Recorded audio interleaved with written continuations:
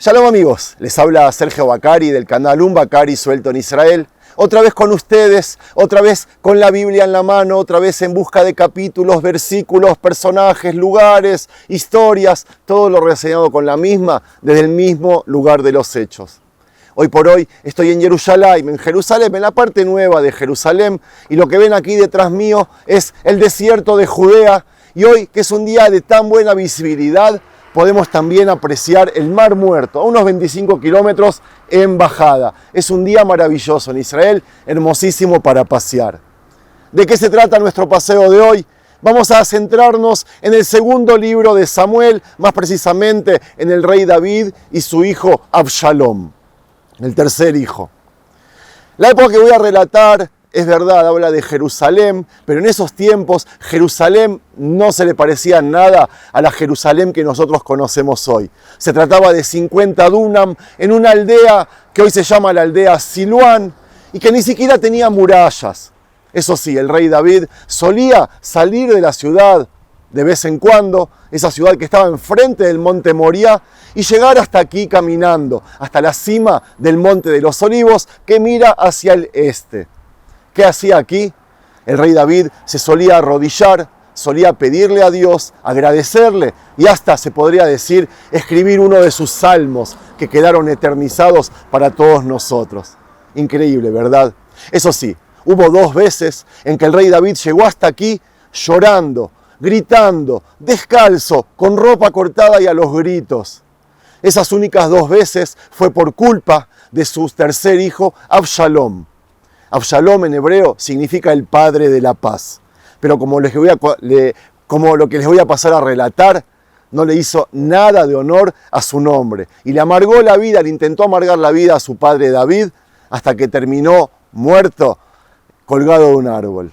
Amigos, vamos a empezar a pasear, voy a recorrer toda esta parte del Monte de los Olivos para terminar en la tumba de Absalom, y tengo un relato hermosísimo para contarles sobre la rebelión de este hijo y, como les dije, cómo terminó. Solo recuerden que esto que ven aquí, hacia ahí se escapó el rey David más adelante cuando les pase a contar sobre el relato, y miren qué cerca es el trayecto. Desde el palacio del rey hasta aquí tenemos unos 20 minutos caminando, y acá ya tenemos el desierto.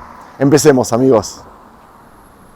Perdón. Quería decirles algo personalmente para que me miren en la cara. Mientras venía para aquí, abrí el celular y me encontré con otro regalo, otra sorpresa de una persona, no voy a decir el nombre, pero de Neuquén, que le envió al proyecto, al canal, dinero por medio de PayPal.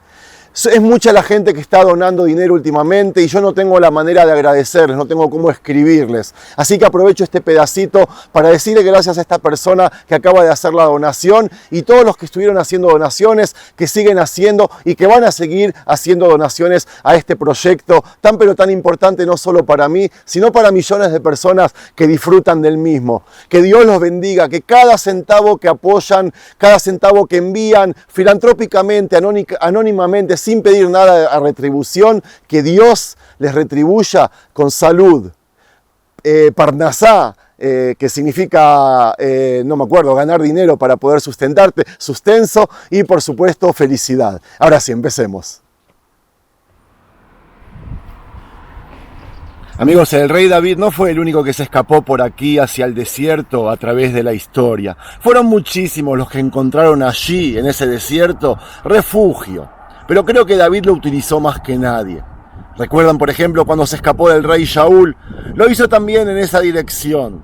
Como les dije, este monte pertenece a la cordillera del Monte de los Olivos y aquí voy a comenzar el sendero. Solo para ubicarlos geográficamente, les cuento de que allí estaba la ciudad de David, hoy es la aldea árabe Siluán, y el palacio en la cima. Frente a él estaba el monte del templo, que hoy es el Domo de la Roca, la Mezquita Dorada, y entre ambos montes está el Valle Cedrón aquí debajo, y por allí llegará el rey David hasta esta zona. Amigos, el sol nos está dando de frente, como ven, así que cambio de planes y comenzaré el paseo en la tumba para terminar aquí arriba, en la cima del monte.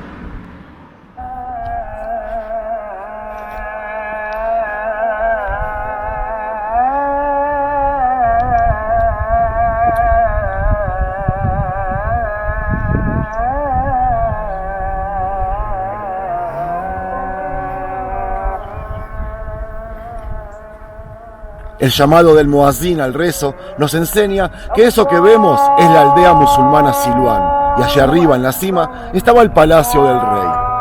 Frente a él, el monte Moriah, y esas son las murallas de la ciudad antigua, la esquina sur-este, y esto en lo que estoy yo caminando es el Valle Cedrón, o el Valle de los Reyes, como está aquí escrito.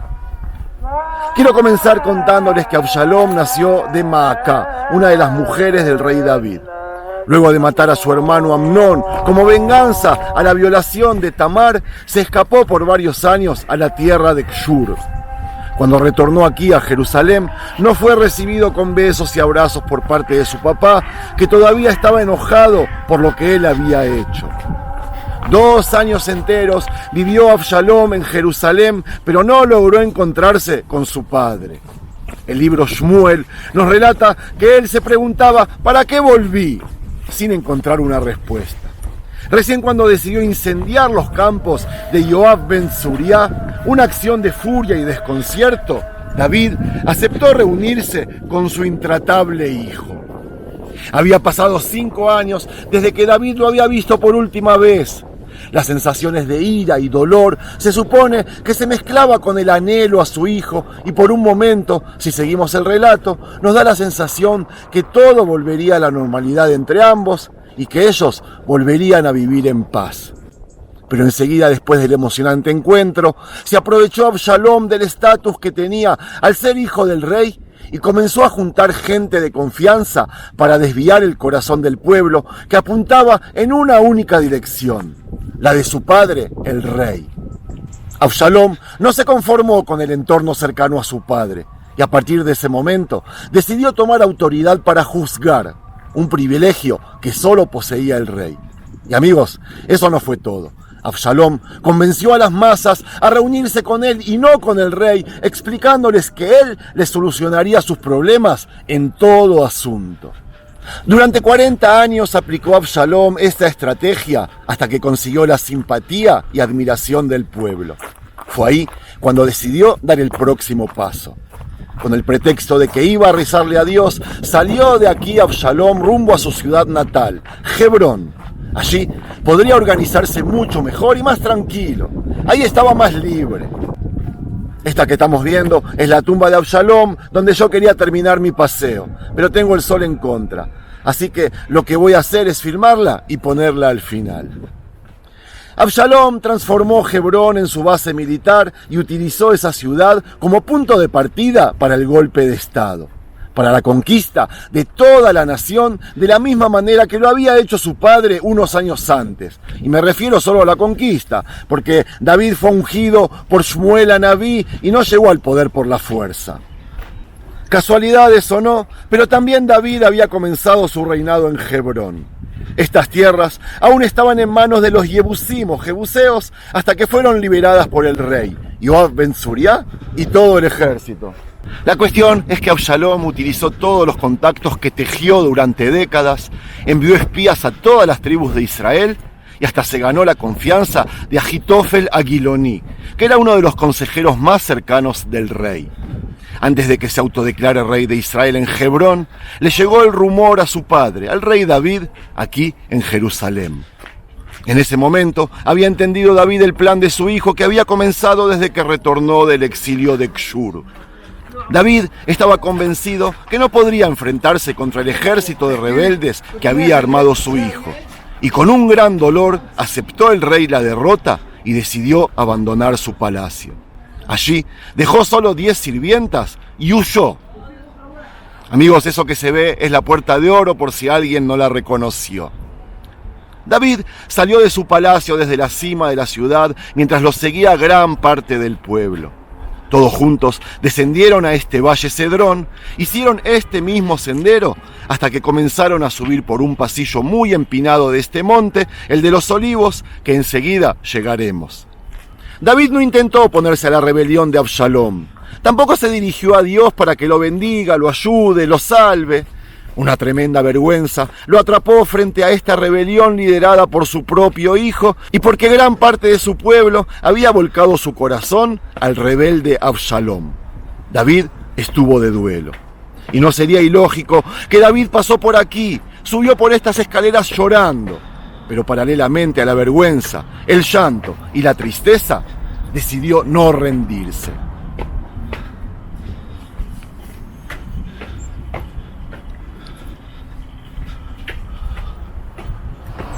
En un momento de la peregrinación, la caravana de gente dobló por aquí mismo hacia el norte, en una esquina que con los siglos se transformaría en el huerto de Getsemaní. Y escalando el Monte de los Olivos por este angosto y empinado pasillo que estamos recorriendo, en medio de una situación de duelo, David le ordenó a Tzadok y a Abiatar, dos cohanimos sacerdotes, retornar junto a sus hijos y el Arca de la Alianza al palacio, hacer de espías y pasar la información a David. Él estaría esperando que le dijeran cuándo sería oportuno retornar al palacio. Mientras David estaba en la cima del Monte de los Olivos, le llegó el rumor que Ahitofel había sido quien le aconsejaba cómo rebelarse a Absalom. David, en el lugar donde comenzó el paseo, se arrodilló y se dirigió a su Dios por primera vez, pidiéndole destruir todo consejo de Ahitofel. David llegó a la cima del Monte de los Olivos acompañado por 600 personas de todo tipo. Y se supone que David se dio vuelta y miró hacia atrás, vio su ciudad y su palacio y le partió el corazón. Mientras se arrodilló a su Dios para pedirle misericordia, vio que se le acercaba su amigo Hushai Arki con su ropa de duelo. Él era uno de sus mejores amigos y era más cercano que cualquiera de todos sus consejeros. Esa es la razón por la que el rey recurrió a su ayuda y le encargó ir a espiar a Jerusalén. David confiaba en Hushai más que nadie y entendió que aunque se acerque a Absalom, jamás lo traicionaría. En la cima del monte se despidieron. David y su gente siguió rumbo al desierto de Judea y Hushai Arki volvió a descender por este mismo camino hacia el valle Cedrón y de ahí rumbo a Jerusalén, al palacio. Absalom hizo sonar el shofar y comenzó la escalada desde Hebrón a Jerusalén hasta completar el golpe de estado. Para el broche de oro, Ahitofel le aconsejó a Absalom salir y destruir el campamento de su padre David, llevar el doble de gente, 1200 soldados, y sorprenderlos para luego matar a David en el desierto. Por entonces, Hushai ya estaba bien metido en acción y fue llamado para que dé su consejo. Hushai, que seguía siendo fiel a David, contradijo el consejo de Ahitofel y detuvo la salida de Absalom al desierto. Vayomer Hushai el Absalom, lo tova esa asher ya'atz Ahitofel, bapa'am hazot. El consejo de Ahitofel esta vez no fue bueno, le dijo. Debes fortalecerte aún más para combatir con el ejército de David, porque de no ser así podrías perder la guerra. Ahitofel convenció al rey y así le dio tiempo a David para organizar su ejército y defender su reino. David cruzó el Jordán al este y comenzó a preparar el ataque. Solo cuando estuvo 100% seguro y 100% preparado salió a combatir y se desató una guerra entre su ejército y el de su hijo. Aquel consejo de Hushai dio resultado y David había ganado mucho tiempo. La guerra que tuvo lugar en Yar Efraim la ganó David. Absalom no solo que perdió la guerra, sino que se encontró en una situación difícil. Mientras montaba su caballo, su cabello se enredó entre las ramas de un árbol y quedó colgado entre el cielo y la tierra sin poder hacer nada. A pesar que David ordenó específicamente a su ejército no matar a su hijo, Yoab ben Zuriá no pudo resistir la tentación y mató al hijo del rey, al hijo rebelde. Y con eso selló la victoria del rey David y el final de la rebelión. Cuando David escuchó sobre la muerte de su hijo, se puso muy triste. Subió otra vez todo este recorrido que acabo de hacer, con muchas pausas por mi fatiga, por supuesto, y llegó hasta la entrada de la ciudad, que estaba no muy lejos de aquí, porque yo ya estoy en la cima del Monte de los Olivos, en medio de un barrio musulmán. Al estar aquí, nadie pudo contener el llanto del rey. Es increíble descubrir que David en esta historia lloró 2 veces. La primera cuando se le reveló su hijo y la segunda con su muerte. Vairgaz Amelech Bayal el Aliat Ashar Beibach. Beko Amar Belechto Bnei Absalom Bni Absalom Meiten Muti Ani Tachteja Absalom. Amigos, me es medio incómodo leer la Biblia en hebreo en medio de un lugar 100% musulmán. Solo quiero mostrarles de lejos el lugar donde comencé el paseo. Y después voy a descender para terminar el video en la tumba de Absalom, porque la historia, amigos, no termina aquí. Bueno, esta es la tumba de Absalom, y les cuento que enseguida, con la muerte del mismo Absalom y su entierro en el bosque de Efraín, en una lápida de piedra, nos relata quien escribió el libro Shmuel sobre algo que hizo antes de morir mientras estaba en Jerusalén. Resultó ser que Absalom nunca se casó y por ende no tuvo hijos o descendencia. Quizás entendió que para que su memoria sea recordada debería ser algo físico, algo monumental, algo que quede tallado en la historia, algo que lleve su nombre. Y esto que estamos viendo es una ilustración del día de la muerte de Absalom, colgado con sus pelos enredados en las ramas del árbol entre el cielo y la tierra. Absalom eligió este valle, el Valle de los Reyes, para erigir un monumento imponente a su nombre. Es verdad, la ciencia valora que este monumento fue levantado en el siglo I a.C., mucho después de su época. Pero es muy posible que el monumento fue levantado por encima del original que Absalom había mandado a edificar. Porque esa era una costumbre de la época, y por eso es muy factible, amigos, que el monumento sea una reconstrucción de aquel edificado por el hijo del rey, o algo construido por encima del mismo. Listo, amigos, espero que les haya gustado el material. De ser así, no se olviden de regalarle un me gusta, comentarlo o compartirlo. Y si les gusta el material en general del canal, no dejen de suscribirse o traer amigos. No saben qué bien le harían a todo este proyecto. Shalom.